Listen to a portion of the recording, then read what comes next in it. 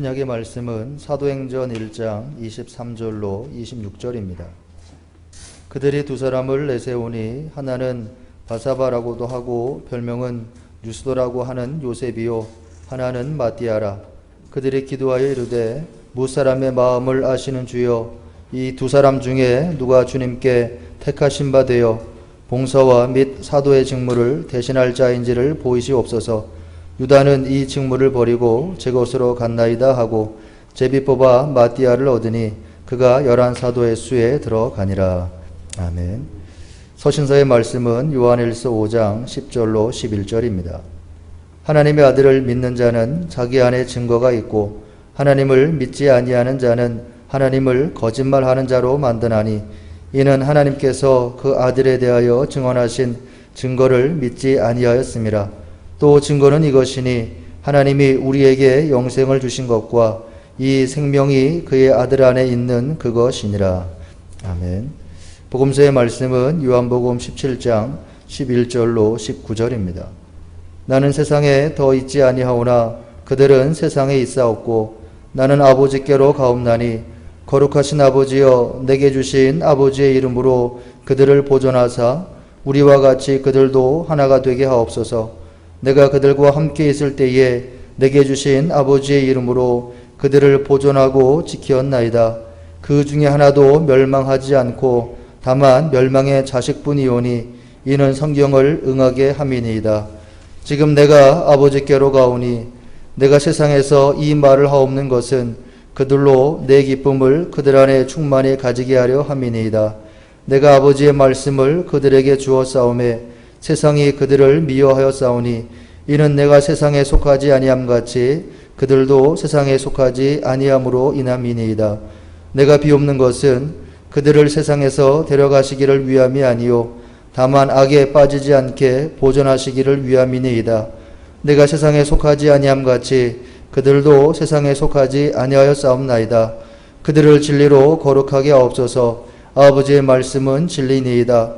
아버지께서 나를 세상에 보내신 것 같이 나도 그들을 세상에 보내었고 또 그들을 위하여 내가 나를 거룩하게 하오니 이는 그들도 진리로 거룩함을 얻게 하려 함이니이다. 아멘. 주님의 말씀입니다. 오늘은 부활절 7번째 주일이고 또 승천 주일입니다. 그리스도의 승천은 주님의 인류 구원 사역에서 대미를 장식하는 사건입니다. 주님께서는 영광 중에 승천하심으로써 그 승천의 장면을 지켜본 제자들에게 당신의 신성을 확인시켜 주시는데, 이후로 그 교회 전통 속에서 기념해온 이 승천주일은 우리가 고백하는 사도신경대로 주님께서 장사된 지 사흘 만에 죽은 자 가운데서 다시 살아나셨으며 하늘에 오르시어 전능하신 아버지 하나님 우편에 앉아 계심을 찬미하며 경배하는 축제일이 되었습니다. 그리스도의 승천이 구원론적이고 또 종말론적인 차원에서 지니는 커다란 의미는 그리스도 승천주일에 부르는 콘타키온 성가에 아주 간결한 문장으로 표현이 잘 되어 있습니다. 콘타키온 성가라고 하는 것은 그 절기 때마다 부르는, 예배 중에 부르는 짧은 성가를 말하는 겁니다. 부활절에는 부활절에 콘타키온이 있고 또 승천주일에는 승천주일에 콘타키온이 있어요.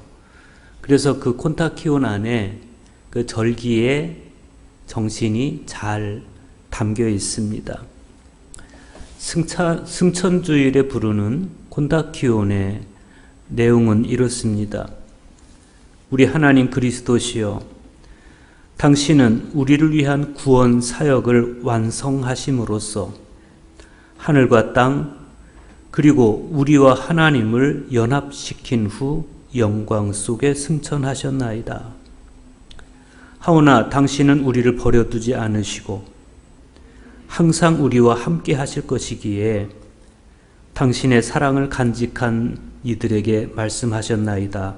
볼지어다 내가 세상 끝날까지 너희와 항상 함께 있으리라.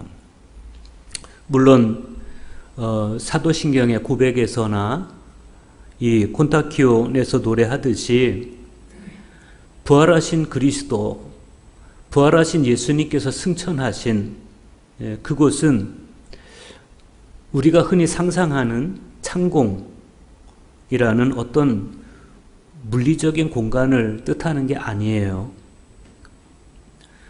승천이 갖는 신학적인 의미 혹은 신앙적인 의미는 예수님께서 이제 제자들의 시선에는 보이지 않는 하나님 곁으로 가셨다. 이런 의미입니다. 그런데 그곳, 예수님께서 승천하셔서 가신 하나님의 곁, 그곳은 세상과 분리된 곳이 아닙니다. 지금 우리가 사는 이 세상이 사람이 되신 그리스도께서 순환당하시고 죽음과 부활을 통해서 열어놓으신 하나님의 세계, 하나님이 이처럼 사랑하신 세계라고 한다면 부활하신 예수님께서 승천하신 그곳 또한 하나님께서 함께 계시는 인간의 세계예요. 그래서 예수님께서는 콘다키온에서 노래하듯이 마태복음 28장 20절에서 볼지어다 내가 세상 끝날까지 너희와 항상 함께 있으리라 이렇게 말씀하실 수가 있었던 겁니다. 주님이 승천하신 그곳이 사람으로부터 동떨어진 곳이라면 주님은 그렇게 말씀하실 수 없는 거예요. 예수 승천주일에 대한 가장 오래된 기록은 4세기 말에 기록된 12사도의 가르침 그리고 성경 내용을 바탕으로 그려진 주님의 승천 성화에 잘 나타나 있습니다. 지금 여러분 앞에 있는 이 성화는 1546년에 크레테 테오파니스가 그린 주님의 승천이라는 성화입니다. 이 성화는 아토스 성산의 스타브로니키타 수도원에 소장이 되어 있습니다. 이 성화는 승천하시는 주님과 그분의 교회라는 두 개의 주제를 가지고 있어요. 신약 성경에는 주님의 승천에 관한 이야기보다 교회에 대한 이야기가 훨씬 많기 때문에 성화 작가는 승천하시는 주님보다 교회의 구성원을 이루고 있는 사도들에게 더 많은 공간을 할애하고 있습니다. 성경에 따르면 예수님의 승천은 예루살렘 동쪽에 있는 감람산, 즉 올리브산에서 이루어졌습니다. 이 산은 고대로부터 감람나무, 그러니까 올리브나무가 많은 그런 산으로 알려져 왔고 그래서 이 성화의 배경도 보면 바위들 틈새마다 감람나무, 올리브나무가 그려져 있어요.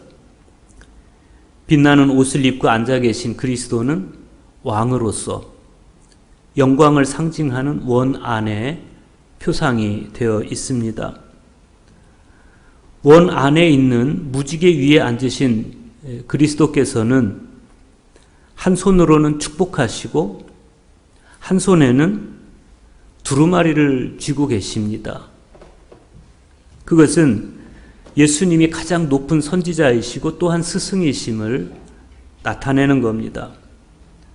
그래서 이 장면을 곰곰이 관상해 보면 마치 하늘과 땅의 모든 권세를 내게 주셨으니 라는 주님의 음성이 들려오는 것 같아요. 그 아래쪽에 보면 작은 무지개가 있어요.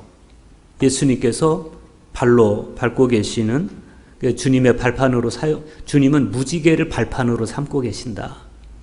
그런 의미이고, 그리스도의 영광으로부터 비춰오는 빛은 두 천사를 비추고 있습니다. 이 빛은 예수님의 신적 위엄과 권위를 상징하는 겁니다. 천사들은 놀라움 속에서 주님을 찬미하고 있습니다. 영광을 나타내는 원 바깥에 있는 또 다른 원이 있어요. 그 원은 제자들의 눈으로부터 예수님을 가리고 있는 구름을 상징하고 있습니다.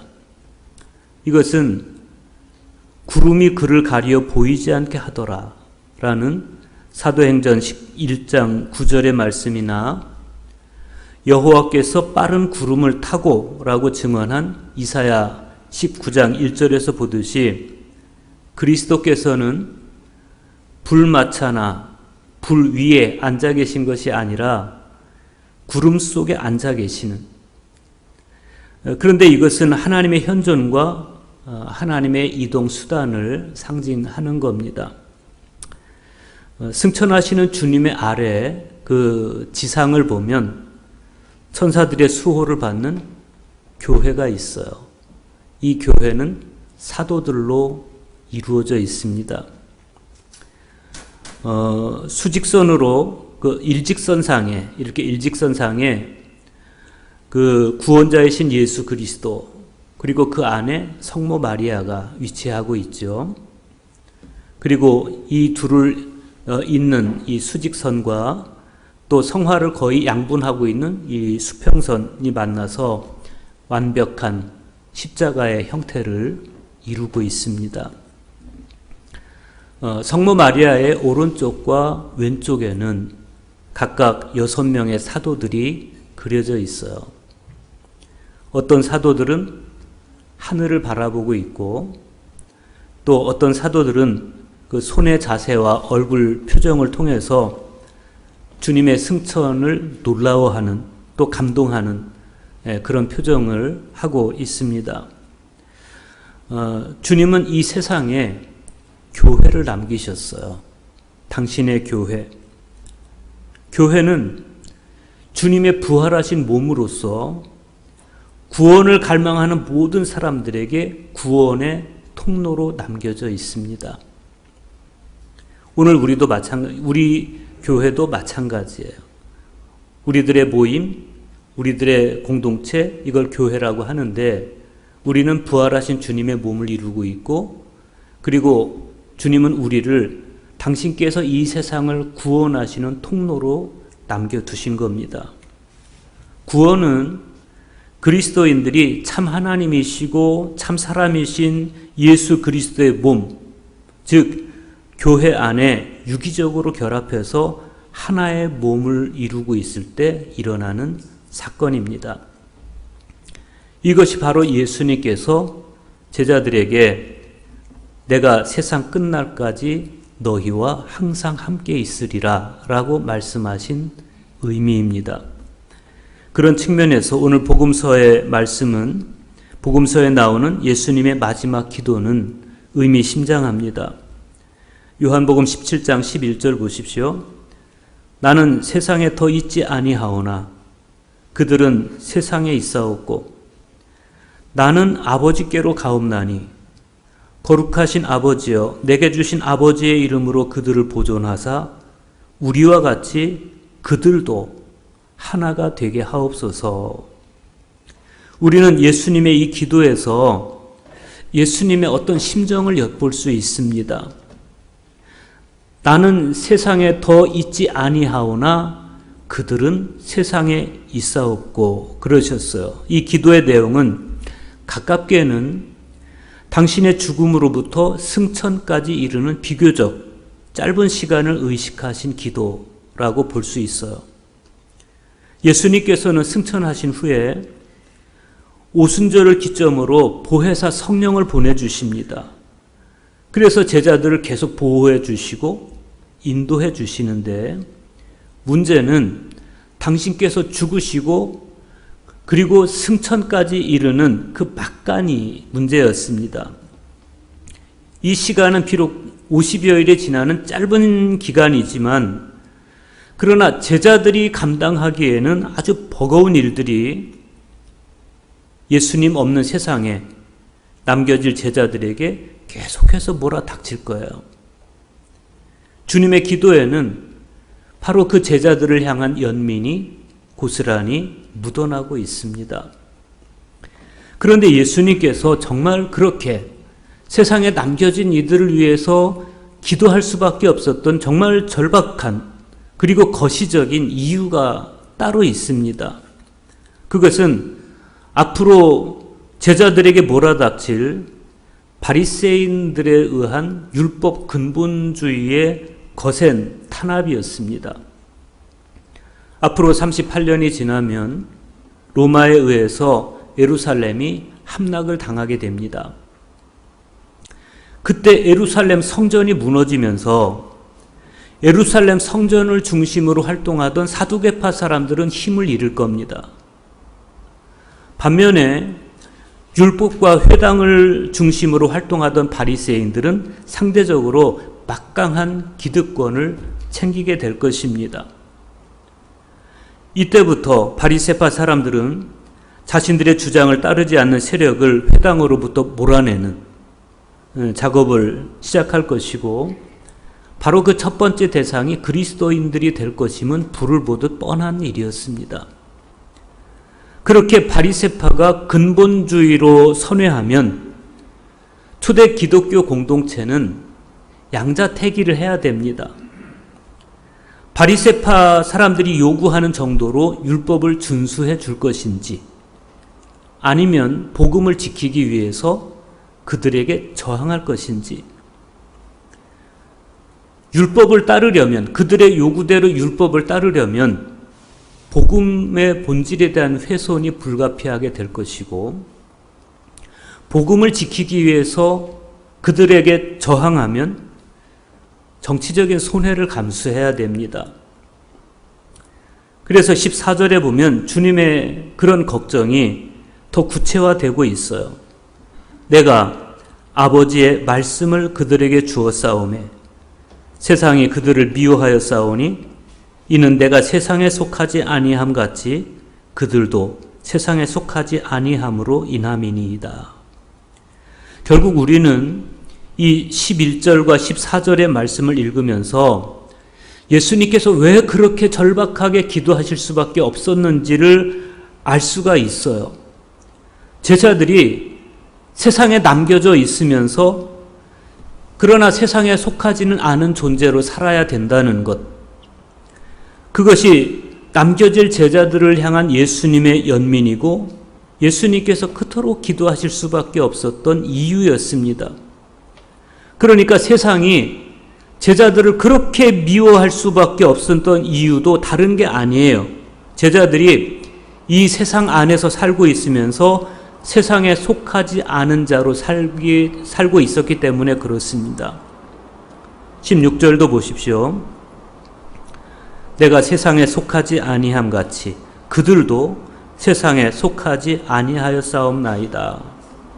사실 저는 이 말씀, 이 16절의 말씀을 읽을 때마다 마음 한켠에 좀 부끄러운 마음이 있어요. 예수님께서는 내가 세상에 속하지 아니함 같이 그들도 세상에 속하지 아니하였습니다. 이렇게 말씀하세요.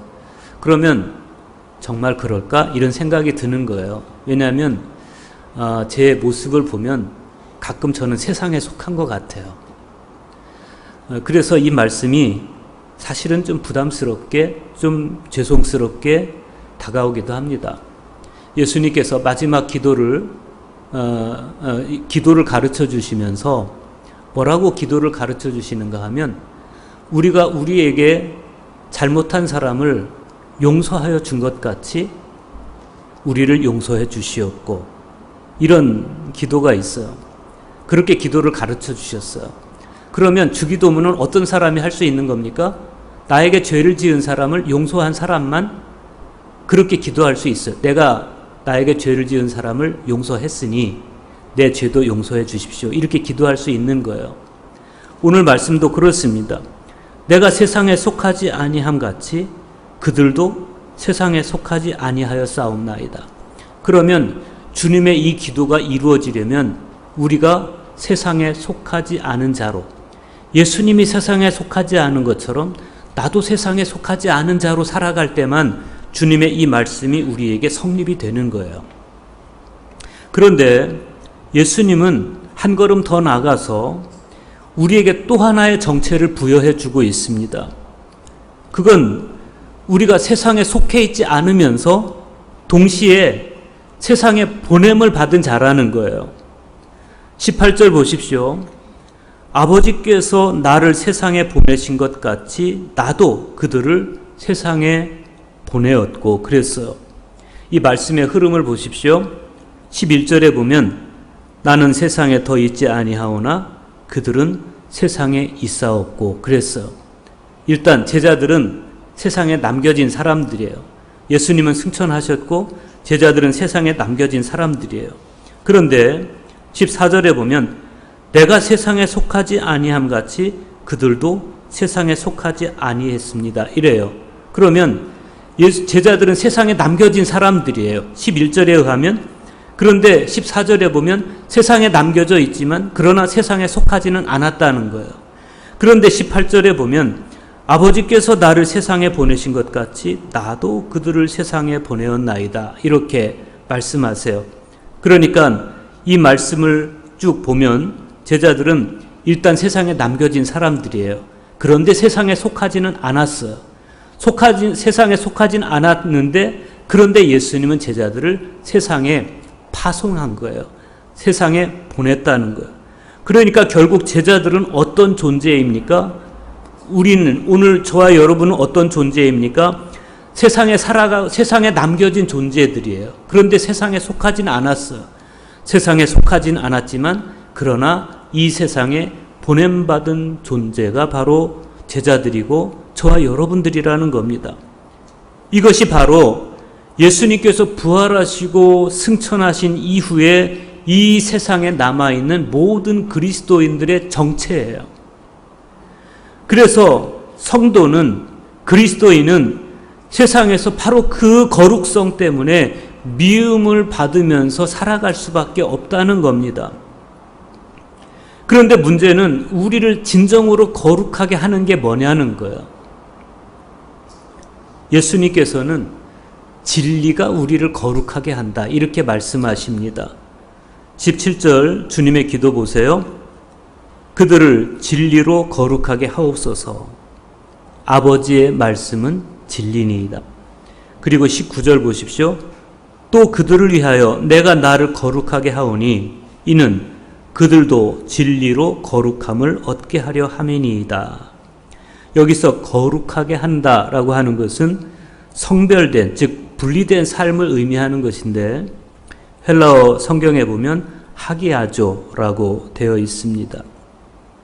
하나님을 위하여 따로 떼어놓는다. 그런 뜻이에요. 그러니까 거룩하게 된다는 것은 하나님을 위해서 따로 떼어낸 존재가 된다. 이런 뜻이죠. 그것이 성별된 삶인데 하나님을 위해서 따로 떼어지는 이 성별이 어떻게 가능하겠습니까? 예수님께서는 17절과 19절에서 진리가 우리를 거룩하게 한다. 그렇게 말씀하십니다. 그러면 진리는 뭐예요? 진리는 하나님 아버지의 말씀입니다. 아버지의 말씀은 진리니이다. 이게 예수님께서 내리신 결론이에요. 그러니까 진리로 거룩함을 얻는다는 것은 말씀을 통해서, 아버지의 말씀을 통해서 거룩함을 얻는다.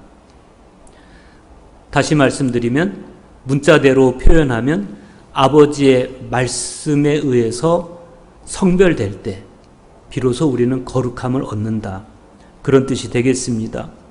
그래서 우리는 말씀을 많이 읽어야 되고 많이 깊이 묵상을 해야 됩니다. 우리는 말씀을 통해서만 진리로 살아갈 수 있는 존재예요.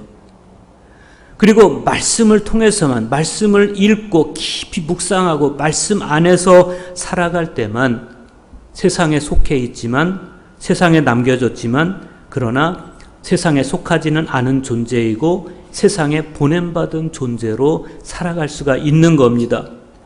무엇보다도 오늘 이 말씀을 묵상하면서 우리가 놓치지 말아야 할 사실은 예수님의 이 기도가 우리를 승천의 신비 가운데로 이끌고 있다는 겁니다.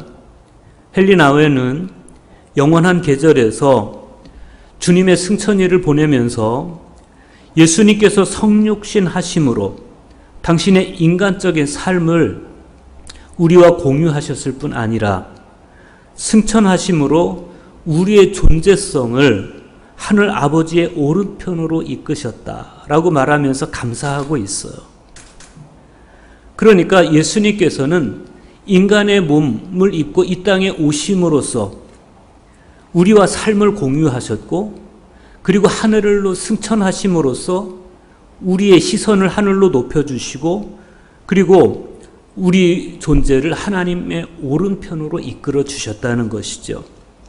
우리가 부활로 그리고 승천으로 이어지는 이러한 내 인생의 미래를 볼 수 없다면 우리는 그냥 세상에 속한 존재로 세상을 탐하면서 살다가 죽을 수밖에 없는 그런 운명이 될 거예요. 손에 모든 것을 움켜쥐고 있으면서도 불안하고, 가진 것이 없으면 없어서 더 초라한, 그렇게 세상에서 마감되는 존재, 우리는 그런 삶이 될 수밖에 없습니다. 그래서 오늘 우리가 맞이한 이 승천주일은 마치 성화에 나오는 제자들의 시선이 그러한 것처럼 우리의 시선을 주님께로 이끌고 있습니다. 한편으로 또 우리의 시선이 주님을 향한다는 것은 다시 오실 주님을 기다린다, 그런 의미가 있어요. 승천의 신비는 우리 존재성이 하나님 우편으로 이끌림을 받으시는 것 뿐만 아니라 거기로부터 살아있는 자와 죽은 자를 심판하러 다시 오실 그리스도를 기다리는 삶으로 우리를 이끌어 갑니다. 기다린다는 것은 그리워한다는 거예요. 그리움이 없이는 기다리지 않습니다. 그리워하는 사람이 기다립니다. 우리가 그리워하며 기다리면 하나님도 우리를 그리워하시고 기다려주세요. 토마스 머튼은 침묵 속의 만남이라는 책에서 유일한 불행은 하나님을 사랑하지 않는 것이다, 그러면서 하나님을 향한 그리움과 기다림을 이렇게 표현했습니다. 당신은 언제 돌아오시겠습니까? 내가 내일 그리스도 왕 대축일에 오시겠습니까? 제가 보기에 당신의 이 순수한 사랑 외에는 결코 아무것도 갈망하지 말아야 할 것만 같습니다.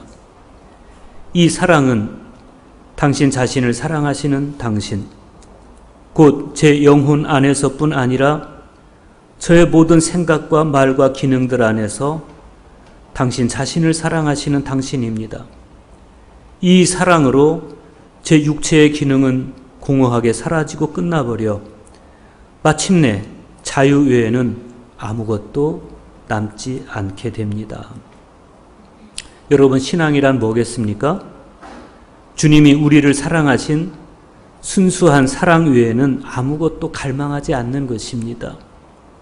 그리하면 우리 육체의 기능이 사라지고 끝날 때 우리에게는 자유가 황홀하게 남게 될 것입니다. 제 스승이신 박효선 목사님께서는 당신의 죽음을 그렇게 이해하셨습니다. 당신의 육신이 연약해서 죽은 이후에는 황홀한 자유가 남습니다. 그게 당신이라는 거예요. 우리의 죽음도 그럴 수 있기를 바랍니다. 그 소망이 있어야 세상에 몸을 두고 살아가면서 시선은 하늘을 바라보는 삶을 살 수가 있어요. 그러면 하늘에 오르시어 전능하신 아버지 하나님 우편에 앉아 계시다가 거기로부터 살아있는 자와 죽은 자를 심판하러 오실 주님을 믿고 기다리는 성도로서 세상에 몸을 두고 살아가면서도 시선은 하늘을 향한 그런 삶의 자세는 어떠해야 하겠는가라고 부를 수 있습니다. 그것은 주님께 속한 존재요, 동시에 세상에 보냄받은 존재로서 오늘 우리에게 맡겨주신 직무에 최선을 다하는 겁니다. 오늘 사도행전 말씀에 보면 예수님께서 승천하신 직후에 베드로가 일어나서 유다 대신 사도의 직무를 감당할 사람을 세워요. 그러면서 아주 안타까운 기도 하나를 남깁니다. 그 기도가 뭡니까? 사도행전 1장 25절에 보면 유다는 이 직무를 버리고 제 곳으로 갔나이다 그랬어요. 이 직무, 말씀에 의해서 거룩하게 된 사람들이 감당해야 할 직무를 유다는 버리고 자기 길로 갔습니다. 이게 베드로에게 안타까운 겁니다. 만약에 유다가 예수님의 희생으로부터 시작돼서 부활, 승천, 그리고 다시 오심으로 이어지는 하나님의 신비 안에서 이루어질 하나님의 생명의 신비를 볼 수 있었다면 유다는 절대로 그렇게 무모한 선택을 안 했을 겁니다.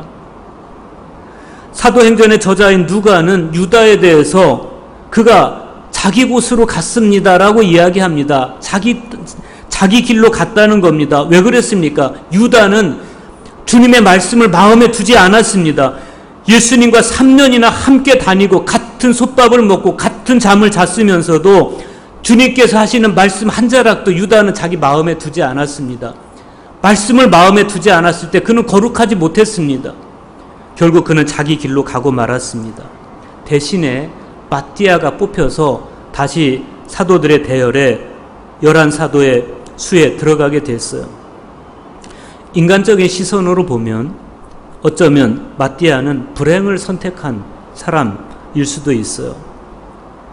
머지않아 닥쳐올 환난과 핍박의 한가운데서 마띠아도 다른 사도들과 함께 잔인한 핍박을 받게 되겠죠.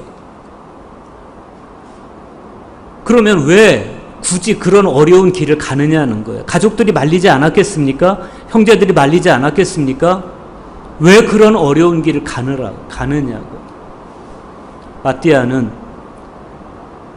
말씀을 들었고 그 말씀을 진리로 받아들였고 그 말씀을 통해서 성별되었고 자기의 이상을 하나님께 두었기 때문에 세상에 남겨졌지만 세상에 속하지 않은 자로, 세상에 속하지 않았으면서도 보냄받은 자로 자신을 인식한 거예요. 그게 마띠아입니다. 그래서 기꺼이 사도가 되었습니다. 오늘 서신서의 말씀에서 사도 요한은 이렇게 말씀합니다. 하나님의 아들을 믿는 자는 자기 안에 증거가 있고 하나님을 믿지 아니하는 자는 하나님을 거짓말하는 자로 만드나니 이는 하나님께서 그 아들에 대하여 증언하신 증거를 믿지 아니하였습니다. 또 증거는 이것이니 하나님이 우리에게 영생을 주신 것과 이 생명이 그의 아들 안에 있는 그것이니라. 예수님께서 세상에 속하지 아니함 같이 우리 역시 세상에 속하지 않은 삶이란 그런 겁니다.